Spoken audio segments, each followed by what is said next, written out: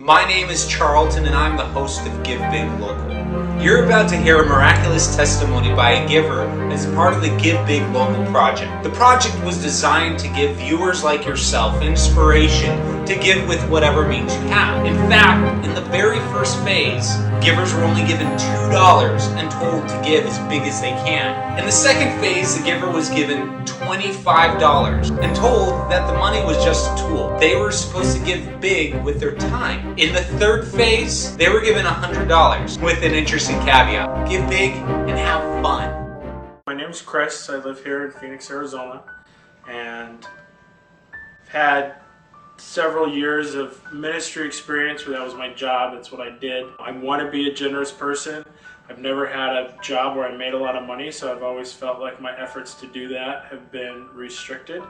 I wasn't even sure exactly what I was agreeing to or getting myself into, but I guess I trusted you enough that if I didn't like it along the way, I'd just say forget it at some point. But I was glad I never said forget it. It was sometimes a little bit annoying. I got to do this thing for Charlton. It was fun. It was a very healthy reminder for me of the power of giving and how giving motivates other people to give, and it builds on itself. So tell me about the first phase of the project. The $2 project? Yeah. Full disclosure, I don't think I ever cashed the check, but I knew that I had this responsibility to give big with $2. Which I thought was pretty silly because $2 is pretty small. Like, what can you buy for $2? But this project was not like the overarching part of my life. Like, other things were happening, my kids were doing things. During that time, one of my coworkers went through a very tragic experience. Her daughter, who was 22 years old at the time, had gone into a diabetic coma. She was living on her own with roommates, and roommates just thought she was resting, and there was a lot of uncertainty in their family as far as if she was going to come back, what it would look like when she came back. She was out of work for several weeks, and our team that I work with, we had done a lot to try to help her. We had done meals for their family and tried to help in any way we could, rides, utilities. I had the privilege of going and being in the hospital with her the day she opened her eyes, and we prayed, and that was cool because it kind of renewed her faith in God, and so we had that kind of relationship more than just coworkers. And some folks were in the break room at lunchtime, and people were buying soda machines, and there was something wrong with the machine that day that drew my attention to the machine. And my coworker, her name's Christy, she likes Coca-Cola. And I thought, that's how I could give big for $2. Soda's $1.65 out of the machine. So I paid $2, and I bought just, a 20-ounce plastic bottle, classic Coca-Cola, and went to take it to her, and she wasn't at her desk. So I was like, here I am trying to give, and she's not even here to receive the gift. So I left it there. We had sat kind of kitty corner across a hallway in a cubicle type setting. And so when she returned from lunch, like, she saw the Coke and she was like moved, like tears welling up. Did you do this? Are you responsible for this? And I was a little bit taken back. It's a Coke. Like, I would buy any of my friends a Coke. Like, this didn't seem appropriate for such an emotional response. I said, yes. She goes, why did you do that? And I didn't explain the project. I just said, well, I wanted to get you a Coke. Do you want a Coke? Well, I do. And so then she starts to tell me the story, everything she had been through with her daughter and everything else. She was just back to work. Her and one of my other coworkers had gone to lunch. They had ran into someone who was homeless, less fortunate, that was asking for help. She had given all of the money that she had on her to that individual that was asking for help, had gotten in the car to come back to work with her coworker, and was like, shoot, I gave all my money to the homeless guy, and now I don't have money to buy a Coke. I could really use a Coke to get through the day. And so sure enough, when she came back to her desk, there was a Coca-Cola waiting that I had just, hey, I think she would enjoy this. And it was a good reminder, we never know what little things we do can make a big difference, and how if we are just observant and maybe sensitive to what God's directing, we can be a part of Him doing really cool things. I don't know, some people would just say that's all coincidence and it's a neat story. But I tend to think that, it was divine. Christy was at a point when she was faith was growing. She was really looking at things, and I don't know what other people would think, but for her, like, that was God providing for not just her needs, but also her wants. She had practiced generosity, and I had somehow repaid her generosity through someone else encouraging me to be generous. And we never know how all these stories connect, so it was pretty cool that way. Now, there was 35 cents left from this arrangement. That has a much less interesting story. You know, someone else had come and said, hey, does anybody have change to borrow? And I just, no, you can't borrow it. Please take this 35 cents. So then later on, you got the next phase of the project, which was a gift card. I gave you what, Jamba Juice gift card? Jamba Juice. They were branded by the Twilight series. So I was very confused when they arrived. I wasn't sure what to do with them.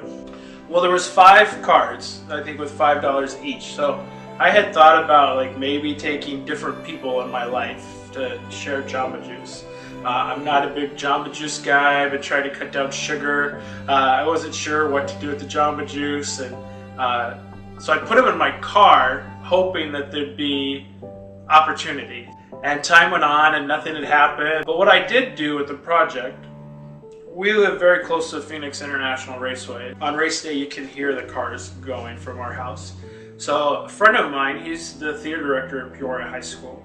The biggest fundraiser they do every year is to run one of the concession stands at the race. This is one of 2 big NASCAR events that happen every year. So my friend Warner had asked me if I would be a part of donating one day to go help them succeed with this project. So that day I actually ended up going Saturday, and then Sunday I was there from early in the morning till late in the evening.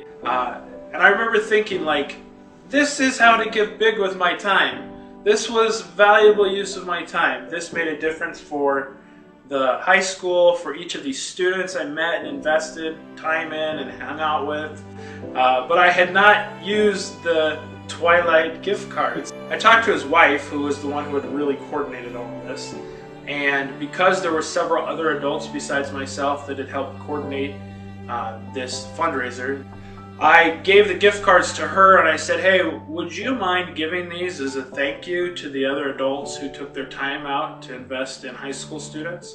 So while I had given my day, the gift card portion of the project went to reward other adults who had already given time that day also. So then after that came the 3rd phase, but it was given with an interesting caveat. Give big and have fun.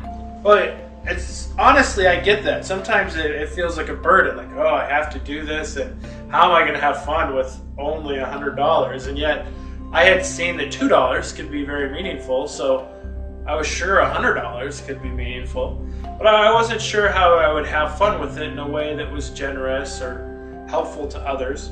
People have fun spending money, but sometimes giving it away can be difficult. And honestly, when you go to give gifts to people, sometimes it's awkward too. Like, why are you doing this? Or they feel the need to reciprocate the gift, and then it becomes not a gift at all. And where I work, they were doing a huge fundraiser for the March of Dimes. March of Dimes does a lot to help babies. I've always had kind of mixed feelings about the charity, March of Dimes, but one of my coworkers that was my manager previously, March of Dimes was very meaningful and significant in his life. So this charity was very important to him.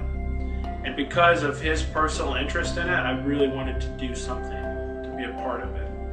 And at the end of the month, they were doing a raffle where people could buy tickets for $5 a piece and have access to win things like jerseys or Suns tickets, autographed pictures, photo shoots, spa days.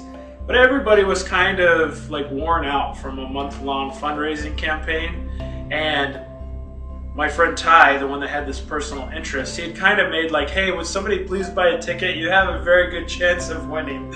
So not many people were buying tickets. He was kind of trying to encourage people to do so.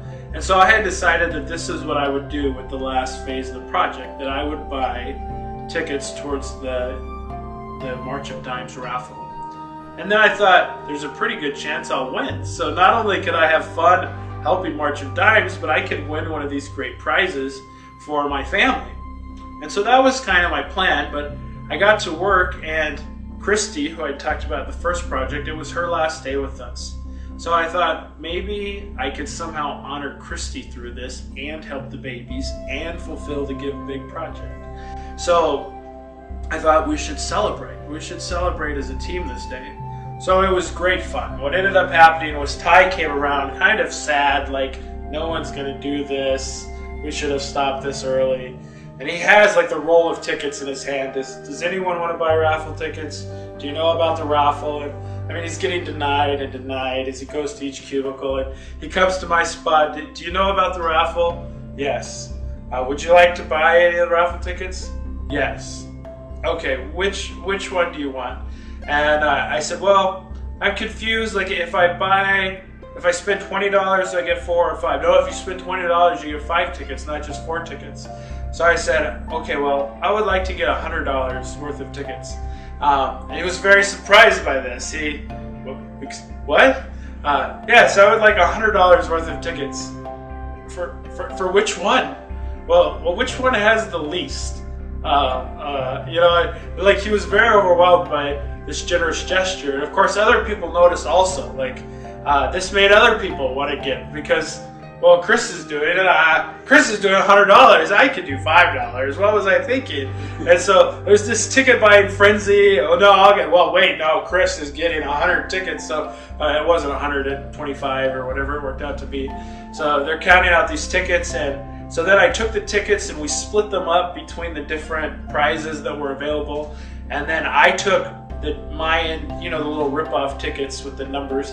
I took my tickets and then shook them up in a giant bowl. And I went to my whole team, all these people who thought I was for sure like buying the prize, and then I passed out these tickets to all of my coworkers. So all of a sudden, everybody is now part of this project because they have a chance to win.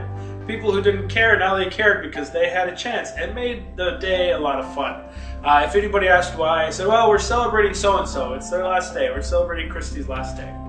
And so then it wasn't about me at all. I kind of diverted that attention, and we were celebrating someone. When it came time to do the drawing, everyone was very excited. Where do we go? I have my ticket. Do we have to be present? And there was some confusion there. I was actually not present when they did the drawing. But like as I'm walking back into the building, everybody's like, hey Chris, you're a big winner, you won 3 times. Hey, congratulations. So I got to my desk and retrieved the tickets and found out 3 other people who I had gifted tickets to won prizes that day. Very significant prizes like NFL jerseys or autographed Suns players' pictures. And some of these people went on to give those gifts as prizes to their kids, or it's sparked generosity for them to give something else to other people. And it was a lot of fun for me to be a part of that, the level of helping March of Dimes, the level of kind of encouraging, celebrating my coworkers' achievements, and then having people win. Like, that's fun to help other people win, and then to see them pass that on and help other people and be givers, to be generous. It was cool to see that part of the project. I took the resources that you had asked me to steward, so my investment was very small. The gift that went to March of Dimes was part of a larger collaboration in which $10,000 was donated to help babies that I may never meet, but people may have life that may not have had it otherwise. I gave 3 gifts to my coworkers, all of them valued at $100 or more, and I had the opportunity to celebrate my coworkers' last day in a very meaningful and memorable way. So with your $100, you gave in a way that inspired other people to give.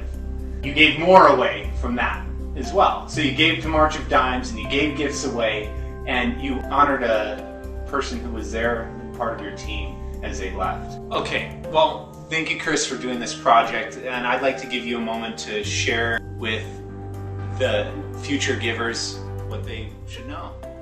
Well, thank you, Charlton, for thinking of me. I was very happy to be a part of the project. And I just want everybody to be reminded, like I was reminded, that every one of us can live a life that's generous. Sometimes we think that, well, when I have more time or when I have more money, then I'll use it in a way that makes a difference for other people. The fact of the matter is if you're not doing it now, you probably won't do it then. But we can change that. We can start practicing being generous and giving with what we have. It just takes an adjustment in the way that we think. I was able to invest in things that meant a lot to me, into young people, into children, into the area that I live, to my friends. And for me, I felt like I was able to be Jesus to people. And all it took was a little bit of intentionality. And I would encourage everyone out there, whatever spot you're at and in life, that you can be generous and you can be a giver. Thanks again, Charles.